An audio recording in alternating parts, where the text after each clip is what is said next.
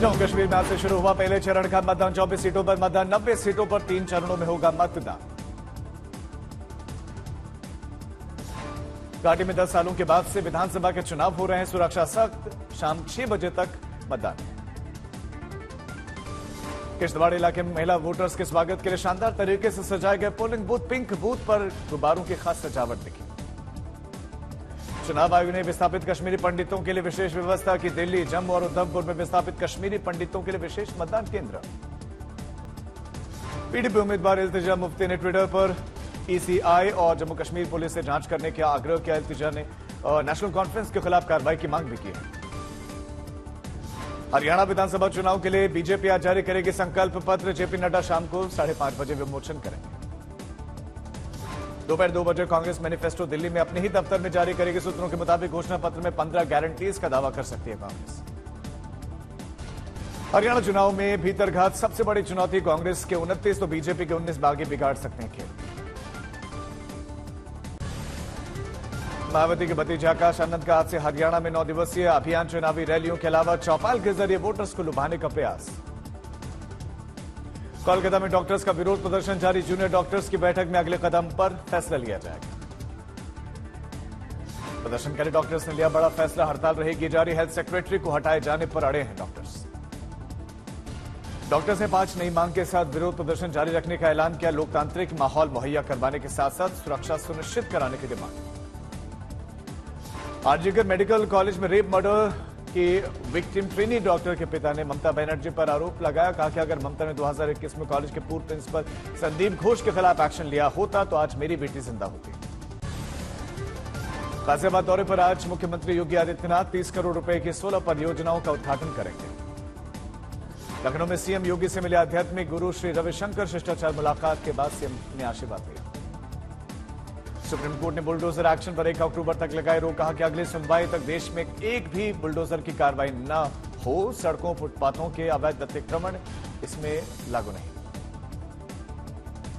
Bulldozer action पर रोक के बाद जो है गरमाई यूपी की सियासत। समाजवादी पार्टी में के अध्यक्ष अखिलेश यादव ने राज्य सरकार पर निशाना साधते हुए कहा कि बुलडोजर अन्याय का प्रतीक हो सकता है, न्याय का नहीं। फिल्म इमरजेंसी को लेकर बॉम्बे हाईकोर्ट ने सेंसर बोर्ड से आपत्तियों पर मांगा जवाब। बॉम्बे हाईकोर्ट ने फिल्म इमरजेंसी को प्रमाण पत्र देने से इनकार किया था। हमने भुवनेश्वर में शुरू की सुभद्रा योजना के तहत राज्य सरकार 21 से 60 साल की महिलाओं को 2024-25 और 28-29 के बीच में 5 साल के दौरान 50,000 रुपए देगी। ओडिशा में सीजीआई के घर जाने को लेकर बोले प्रधानमंत्री मोदी। कहा कि समाज को बांटने वालों को गणेश पूजा से परेशानी। मैंने गणपति पूजन किया तो कांग्रेस के लोग भड़क गए। आज भी समाज को बांटने और तोड़ने में लगे सत्ता के भूखे लोगों को गणेश पूजा से परेशानी हो रही है। मोदी 3.0 के 100 दिन पूरा होने पर अमित शाह का बड़ा ऐलान। 1 नेशन 1 इलेक्शन इसी कार्यकाल में लागू करेंगे। इसी सरकार के कार्यकाल में 1 नेशन 1 इलेक्शन हम लागू करेंगे। इसी सरकार के कार्यकाल में 1 नेशन 1 इलेक्शन हम लागू करेंगे। पुणे में डिप्टी सीएम अजित पवार ने सीएम पद को लेकर दिया बड़ा बयान कि हर कोई मुख्यमंत्री बनना चाहता है, मैं भी सीएम बनना चाहता हूं। महाराष्ट्र चुनाव से पहले शुरू हुई रंगों की सियासत। मुख्यमंत्री शिंदे से पूछा गया कि अजित पवार गुलाबी रंग में रंगे हुए तो उन्होंने कहा कि मुझे गुलाबी होने की जरूरत नहीं है। महाराष्ट्र चुनाव को लेकर अजित पवार पार्टी नेताओं से अपने आवास पर मुलाकात करेंगे। महायुति में सीट शेयरिंग में 60 से ज्यादा सीटें चाहती हैं अजित पवार की एनसीपी। महाराष्ट्र चुनाव में लड़ सकते हैं राज ठाकरे के बेटे अमित। एमएनएस नेताओं ने राज ठाकरे से की चुनाव लड़ाने की मांग। गुजरात में सीएम के अमेरिका जाने की बात को गृह राज्य मंत्री हर्ष संघवी ने बताया गलत। अफवाह फैलाने वालों पर कार्रवाई की बात कही। दिल्ली में आपने आतिशी को मुख्यमंत्री बनाने का फैसला लिया। घोषणा के बाद केजरीवाल ने विधानसभा सरोजनी नगर मार्केट से दिल्ली तक के लिए चौपाल। केंद्रीय मंत्री गिरिराज सिंह ने केजरीवाल पर साधा निशाना। आतिशी को मुख्यमंत्री बनाए जाने पर तंज कसा। गिरिराज सिंह ने कहा कि केजरीवाल अब हरियाणा जाएंगे, रोएंगे, वहां वोट मांगेंगे। हरियाणा की जनता फंसने वाले नहीं। मुख्यमंत्री बनाने की घोषणा के बाद आतिशी के घर पर कालकाजी में जश्न। लोगों ने एक दूसरे को मिठाई खिलाई। आतिशी ने सीएम पद की जिम्मेदारी लेने के लिए अरविंद केजरीवाल का धन्यवाद जताया। कहा कि दूसरी पार्टी में होती तो शायद मुझे टिकट भी न मिलता। सुप्रीम कोर्ट में आज पीएमएलए नियमों पर पुनर्विचार। कोर्ट 2022 में दिए गए अपने ही फैसले का रिव्यू करेगा। जैकलीन फर्नांडीज की याचिका पर दिल्ली हाईकोर्ट में सुनवाई। मनी लॉन्ड्रिंग मामले में ईडी की चार्जशीट को रद्द करने की मांग है।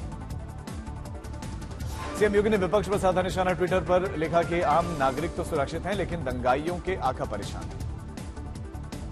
गृहमंत्री अमित शाह ने कांग्रेस और नेशनल कॉन्फ्रेंस के गठबंधन को लेकर राहुल गांधी पर निशाना साधा। कहा कि जब तक मोदी जी प्रधानमंत्री हैं, बीजेपी है, तब तक कश्मीर के ऊपर आंख उठाकर भी कोई नहीं देख सकता। मुंबई के गिरगांव चौपाटी पर लालबाग च राजा की विसर्जन यात्रा में उमड़ा आस्था का सैलाब। रंग गुलाल उड़ाकर झूमते दिखे भक्त। लालबाग के राजा की विसर्जन यात्रा में शामिल होने के लिए दूर दूर से बप्पा के भक्त पहुंचे। सड़कों पर आस्था का समंदर दिखा। लालबाग के राजा की जगह जगह पर उन पर फूलों की बारिश हुई। भारी भीड़ के बीच में पुलिस, स्वयंसेवक, नगर सैनिकों ने मोर्चा संभाला।